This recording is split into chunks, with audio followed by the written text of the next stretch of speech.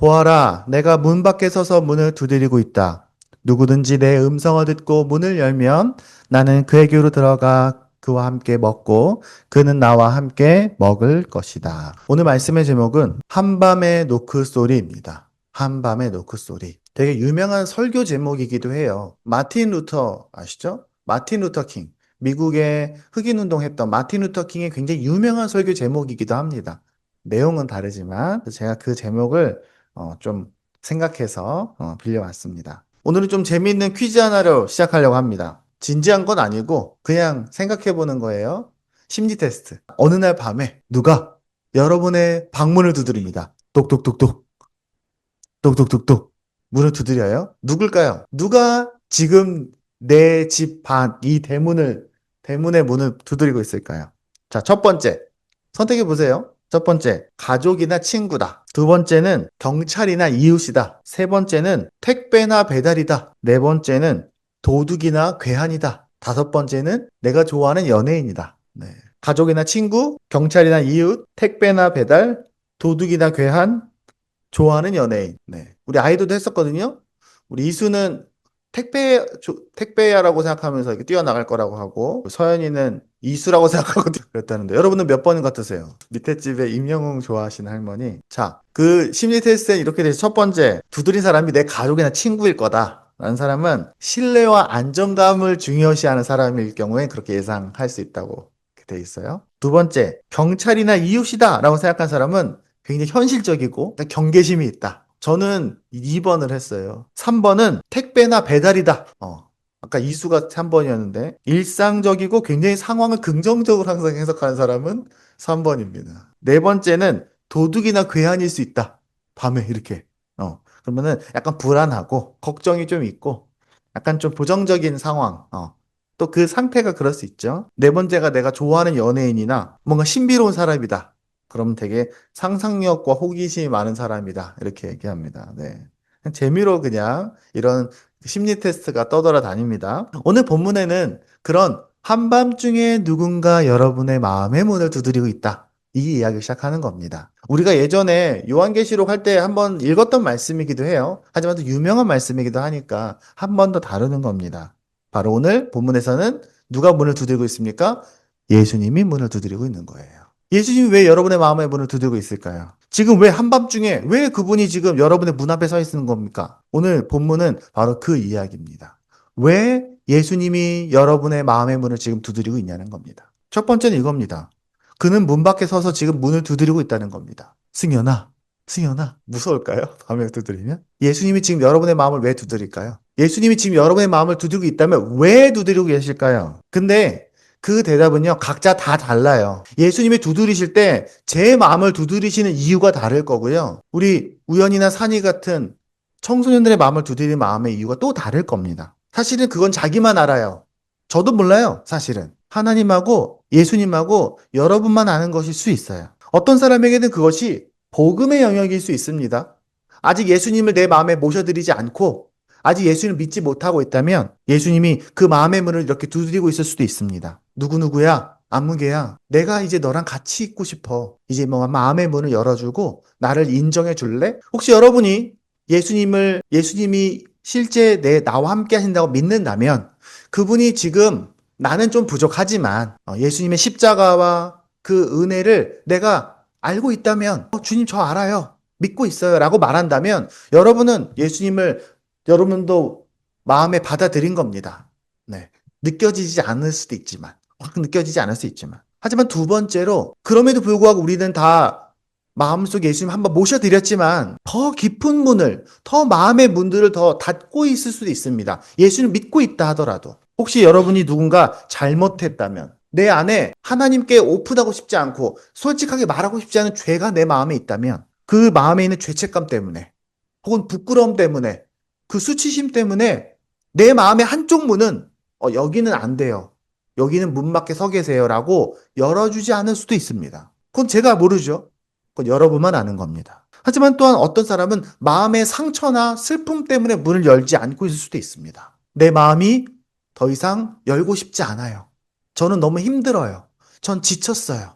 그러니까 예수님 저 예수님하고 이야기할 마음에 에너지가 없으니까 문 밖에 좀 서 계세요. 그런 반창고 모양이죠. 내 안에는 상처가 문을 닫고 있을 수도 있습니다. 어쩌면 이 땅에 많은 청년들이, 이 땅에 많은 청소년들이 그 마음의 문을 닫고 실제 방문을 닫는 것처럼 예수님 그만 들어오세요라고 하고 있을 수도 있어요. 상처 때문에. 그거 보여주고 싶지 않아서. 그 마음의 문을 열 힘이 없어서. 예수님도 저를 도와줄 수는 없어요. 이렇게 생각하는 거죠. 혹은 마지막으로는 교만 때문에 문을 열고 있지 않을 수도 있습니다. 예수님, 제 인생의 주인은 저예요. 제가 알아서 잘 사니까 예수님은 그냥 구경만 하세요. 저 똑똑해요. 저 능력 많아요. 저 돈도 있어요. 저 잘 살 수 있어요. 저 계획도 쫙쫙 해놨고요. 제가 잘 살고 있으니까 저 그렇게 예수님께 꼭 필요한 건 아니에요. 예수님 좋은 분인 거 아는데 그냥 저 보고 계셔도 돼요. 그 마음의 그 교만함 때문에 그렇지 않을까. 저도 이 말씀을 준비하면서 생각해 봤습니다.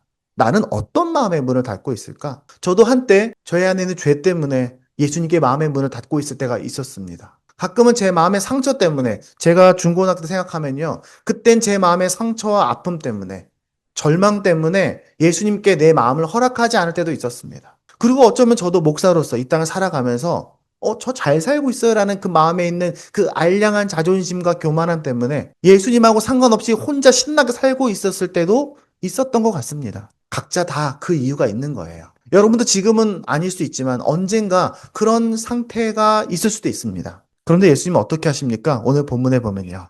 내가 문 밖에 서서 네 마음의 문을 두드리고 있어. 이 원어로 보면요.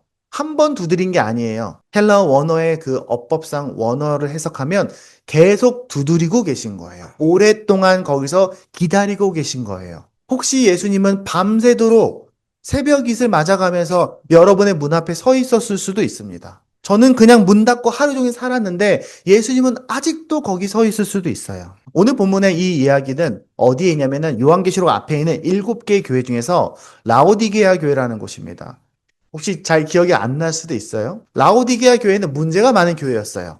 그래서 본문에 보면요. 라오디게아 교회가 많이 혼납니다. 라오디게아 교회는 예수님의 도움이 필요한 교회였어요. 예수님이 들어가셔서 직접 찾아가셔서 그들을 격려하고 그들을 좀 고쳐주고 좀 가르쳐주고 좀 수정해주고 예수님의 간섭과 도움이 필요한 교회였어요. 그런데 그들은 예수님을 문 밖에 서서 기다리게 했어요. 문을 열어주지 않은 거죠. 왜 그랬을까요? 예수님이 문 열고 들어가실 수 있는데 여러분 예수님이 여러 번 마음의 문 하나 못 열겠습니까? 예수님께서 여러분의 문을 강제로 열고 들어가는 거 못 하겠습니까? 예수님 하실 수 있어요. 예수님이 여러분의 생각 한번 안 움직이시겠습니까? 제가 예전에 봤던 소설 중에 그 SF 소설 중에 로봇이 나오는 소설이 있어요. 근데 그 로봇이 강한 초능력 같은 인간의 뇌는 다 어떤 전기신호로 되어 있잖아요.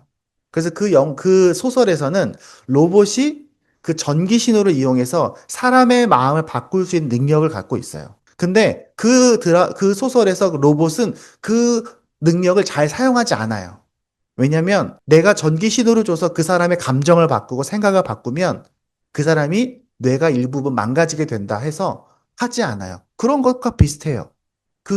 소설에서 로봇이 사람을 다치지 않게 하기 위해서 그 능력을 사용하지 않는 것처럼 예수님도 우리를 존중하시기 때문에, 우리를 사랑하시기 때문에 억지로 우리의 마음의 문을 열지 않으시는 거예요. 가끔 TV에 보면은 부모들이 청소년들, 자녀들 때문에 고민하는 거를 봅니다.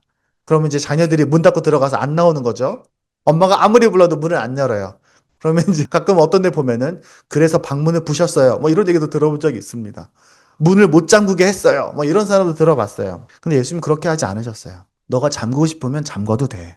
닫고 싶으면 닫아도 돼. 나는 너를 절대로 마음의 문을 함부로 열지 않을 거야. 난 너를 존중하고 너를 사랑하니까. 나는 너의 진심을 원하니까. 하지만 내가 여기서 기다릴게. 너는 언제든지 나와도 돼. 너는 언제든지 문을 열어도 돼. 너가 진심으로 문을 열기를 나는 기다리고 있어. 너가 문을 연다면 언제나 그 문 앞에 내가 서 있을 거야. 그게 바로 이 본문에서 예수님께서 하고 있는 이야기입니다. 그게 바로 예수님이 우리에 대한 기본적인 태도예요. 예수님이 당신의 마음들, 여러분의 마음에서 어느 부분에 문 앞에 서 계신지를 한번 생각해 보시기 바랍니다. 왜냐하면 대개 닫혀있는 그 문을 닫아요. 우리 마음에 많은 마음의 문들이 있을 텐데 항상 닫는 그 문은 닫더라고요.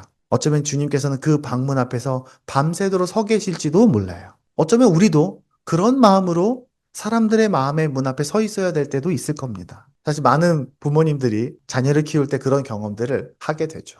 그렇다면 그 다음 얘기는 뭡니까? 누구든지 내 음성을 듣고 문을 열면 좋겠다라고 말씀하시죠. 근데 우리는 이렇게 생각할 수 있습니다. 문 앞에서 안쪽에서 우리는 생각할 수 있어요. 주님, 저 이 문 못 열어요. 저 이 문 못 열겠어요. 도저히. 주님이 이 문 열고 저를 보시면 저 보고 실망하실 수도 있어요. 저 이 문을 열고 저를 보시면 주님께서 화가 나실지도 몰라요. 그래서 못 열겠어요. 저는 주님이 부담스럽습니다. 이렇게 얘기해요. 그러면 사탄은 우리에게 이렇게 말하겠죠. 그래, 맞아. 네가 네 인생의 주인이니까 뭐하러 네가 마음의 문을 열어? 너는 그냥 네 인생 살아. 왜 네 문을 함부로 열으려고 그래? 네 인생은 네 거니까 너 혼자 더 잘 살 수 있어. 이렇게 말하는 겁니다. 사실 창세기 2장에서 선과 악을 알게 한 나무의 열매를 아담과 하와가 따먹잖아요. 그 열매를 먹는다는 건 뭡니까? 예수님, 제 문 밖에 나가세요. 이 집은 제 거니까 문 밖으로 나가세요 하고 내보내고 문은 닫은 겁니다. 하나님은 그걸 허락하세요. 왜? 우리를 존중하시니까. 그리고 나서 아담과 하와가 어떻게 됩니까? 부끄러워서 숨죠. 나뭇잎으로 자기의 몸을 가리고 나무 뒤에 숨습니다. 하나님이 아담아, 아담아, 내가 어디 있느냐? 라고 말할 때 아담이 뭐라고 합니까? 저 숨었어요. 저 문 닫았어요. 이 문 못 열어요. 이렇게 말하는 겁니다. 근데 오늘 보면 이렇게 말합니다. 누구든지 문을 열어도 돼. 이런 말입니다. 너가 문을 열고자 하는 마음만 있다면, 너에게 진심만 있다면 너 문을 열어도 돼. 너가 어떤 능력이 있어서, 너가 어떤 잘하는 게 있어서, 너에게 어떤 강점이 있어서 너 문을 열 수 있는 게 아니야. 너에게 약점이 있다고 문을 못 여는 게 아니야. 너에게 어떤 아픔이 있고, 너에게 어떤 두려움이 있어도 나에게 문을 못 열 이유가 되는 게 아니야. 우리가 오늘 찬양했던 거 기억나십니까? 이 가사? 너가 부유해도, 너가 가난해도 내가 너를 사랑해서 구원했다니까? 너가 잘났어도 못났어도 어차피 내가 다 알고 있어. 내가 알기 때문에 너를 찾아온 거야. 너가 강해도 혹은 좀 약해도 내가 어차피 너의 힘이 되는 거야. 너가 의로워도 혹은 너가 잘못한 게 좀 많아도 내가 내 피로 너를 깨끗하게 했어. 그러니까 문을 열어도 돼. 라고 말씀하시는 겁니다. 그래서 요한복음 1장 12절 이렇게 말하는 겁니다. 그를 맞아들인 사람들, 곧 그 이름을 믿는 사람들에게는 하나님의 자녀가 되는 특권을 주셨다. 이는 혈통이나 육정에서나 사람의 뜻에서 나는 것이 아니라 오직 하나님에게서 났다. 누구든지 내가 잘해도 못나도 하나님의 자녀가 가족이 된다는 겁니다. 여러분이 좀 부족해도 무슨 말입니까? 문을 열고 못 여는 그 권리는 내가 좀 부족해서 못 여는 일이 아니라 하나님이 이 문을 열 수 있게 하신다는 겁니다. 우리에게 필요한 건 하나뿐입니다. 진심. 그래요. 오케이. 알겠어요. 주님, 내 마음을 열고 들어오셔도 돼요. 제 집에 들어오셔도 된다고 허락할게요. 그럼 예수님께서 우리에게 무엇을 말씀하십니까? 그래, 내가 너와 함께 할게. 성경에 이렇게 써 있습니다. 나는 너랑 같이 먹을 거고 너는 나랑 같이 먹을 거야. 너랑 나랑 같이 맛있는 걸 먹을 거야. 내가 네 마음에 들어간다면 같이 너가 좋아하는 음식 그거 나랑 같이 먹을 거야. 이 말입니다.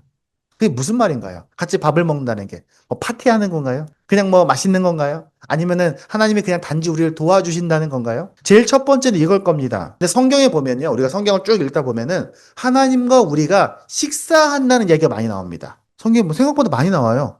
밥 먹는 얘기가 많이 나와요. 우리 모세가 십계명 받을 때도요. 하나님의 사람들이 하나님 앞에서 같이 밥을 먹었다. 이런 내용들이 있어요. 그 첫 번째는 위로와 격려의 식사입니다. 이사야서 55장 1절에 이런 말씀이 있습니다. 너희 목마른 사람들아 어서 물로 나오너라. 돈이 없는 사람들도 오너라. 너희는 와서 사서 먹되 돈도 내지 말고 값도 지불하지 말고 포도주와 젖을 사서 나랑 같이 밥 먹자라고 말씀하십니다. 하나님은 우리의 상처와 아픔, 두려움과 수치, 불안함과 슬픔이 있어서 하나님 저는 주님 앞에 갈 수 없어요라고 말할 때 하나님은 무료로 하나님의 풍성한 식탁에 우리를 초대하십니다. 너가 문만 열면 내가 너와 함께 먹을 수 있어. 그래서 우리가 힘들 때마다 그렇게 기도하면 돼요. 주님, 저 너무 힘들고 지쳐서, 저 너무 좀 짜증이 나서, 저 너무너무 지금 마음에 답답해서 주님께 문을 닫았어요. 근데 주님, 제 마음의 문을 열게요. 제 안에 들어오셔서 저와 함께 식사하고, 저를 위로하고, 저를 격려하고, 저에게 괜찮다고 말해주세요. 내가 너랑 같이 있어. 내가 널 도와줄게 라고 말씀해 주세요. 그 말은 제가 해줄 수 없어요. 엄마 아빠가 해주는 거 아니에요. 여러분이 직접 들어야 됩니다. 여러분이 스스로 하나님께 들어야 돼요. 두 번째 식사는 이겁니다. 승리와 희망의 식사입니다. 우리 잘 아는 말씀 있죠. 시편 23편. 여호와는 나의 목자시니, 우리가 오늘 예배 시작할 때 읽었잖아요. 여호와는 나의 목자시니 내게 부족함이 없습니다. 그 성경 말씀의 마지막 말씀이 뭐냐면요, 주님께서는 내 원수들이 보는 앞에서, 제 대적들, 저랑 싸우는 그 원수들이 보는 그 앞에서 나에게 잔치상을 차려주시고 나에게 기름을 부어서 나를 귀한 손님으로 맞아주시니 제 잔이 넘쳐서 흐릅니다. 우리는 보통 예전에 제가 그 성경 말씀을 개정을 읽을 때는 내게 상을 베푸시고 그렇게 돼서 저는 이렇게 상 받는 줄 알았어요. 아니 뭐 이렇게 면류관 씌워주시거나 무슨 상장 같은 거 받는 줄 알았거든요. 상을 주신다 그래갖고 알고 보니까 밥상 차려주는 거예요. 큰 잔치상. 그리고 나서 음료수를 따라 주시는 거예요. 자 이거 마셔 하면서 콸콸콸 잔이 넘기게. 그 두 번째 식탁, 성경에 나오는 두 번째 식탁은 바로 그런 승리의 식탁입니다. 내 적 앞에서 나를 공격하고 나를 미워하고 나를 괴롭게 했던 그 모든 문제들 앞에서 나에게 맛있는 밥상을 차려주신다는 거예요. 이거 봐. 내가 하나님 안에서 승리했어. 내가 이길 거야. 내 뒤에는 아버지 하나님이 있어. 너가 나를 절대로 해하지 못해. 좀 놀리면서, 이렇게 말하면 좀 이상할 수도 있지만 내 적들을, 내 문제들을 놀리면서 앞에서 밥을 먹는 겁니다. 세 번째는 이겁니다. 하나님의 나라 완성의 식사입니다. 누가복음에 이런 말씀이 있습니다. 내 아버지께서 내게 왕권을 주신 것과 같이 나도 너에게 왕권을 준다. 왕의 권리를 준다. 그리하여 너희가 내 나라에 들어와 내 밥상에서 먹고 마시게 하고 옥좌에 앉아서 이스라엘의 12지파를 심판하게 하겠다. 내가 너에게 왕의 권리를 줄 거야. 너는 내 나라에서 같이 먹고 마실 거야. 라고 말씀하십니다. 오늘 본문이 얘기하는 그 요한계시록에도 그런 내용이 나와요. 모든 것의 완성으로서의 식사입니다. 하나님의 나라의 식사. 하나님이 정말 우리와 함께하고 식사는 바로 그런 겁니다. 아까 읽었던 것처럼 요한복음 1장 12절에는 하나님의 자녀가 된 특권을 주셨다라고 말씀하시는 거잖아요.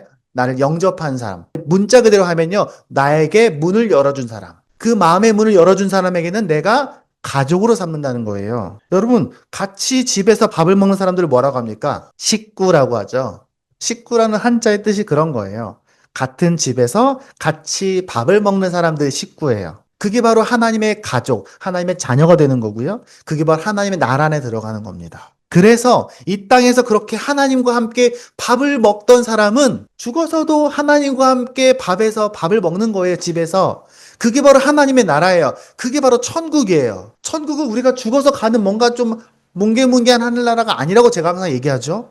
천국은 지금 내가 내 마음에 예수님과 함께 그 기쁨과 평화와 위로와 승리의 그 식사를 하는 그 삶을 살아가는 사람. 힘들고 지칠 때 내 옆에 항상 예수님이 계셔.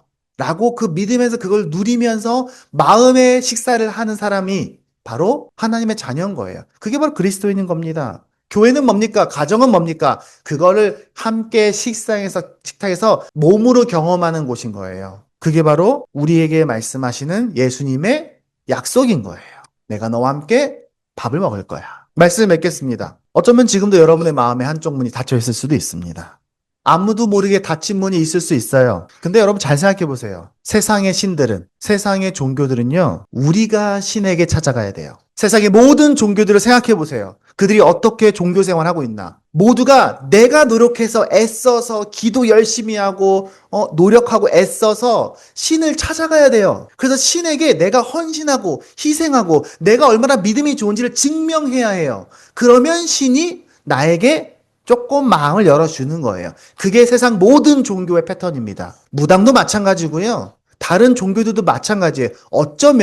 어쩌면 기독교인들도 그런 오해를 하고 있을 수 있어요. 하지만 안 그래요. 성경에서 말하는 하나님은 그런 하나님이 아니에요.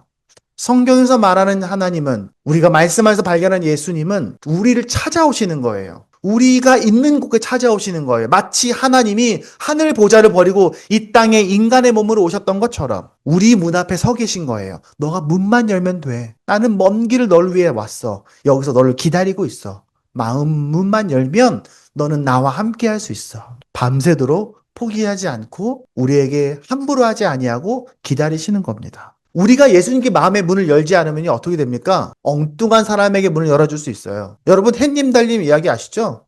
햇님 달림에서 문을 잠그고 있을 때 엄마가 뭐라 말합니다. 내가 올 때까지 문 열어주면 안 돼. 그러니까 호랑이가 와서 손에 밀가루를 묻히고 주먹을 쏙 집어넣어서 엄마인 척하죠. 그 동화에서는 캔디 먹으면 엄마 목소리가 나오고요. 호랑이 손에다가 밀가루 묻히면 엄마 손처럼 된다고 말도 안 된다고 생각하지만 아이들은 잘 모르고 엉뚱한 호랑이에게 문을 열어주죠.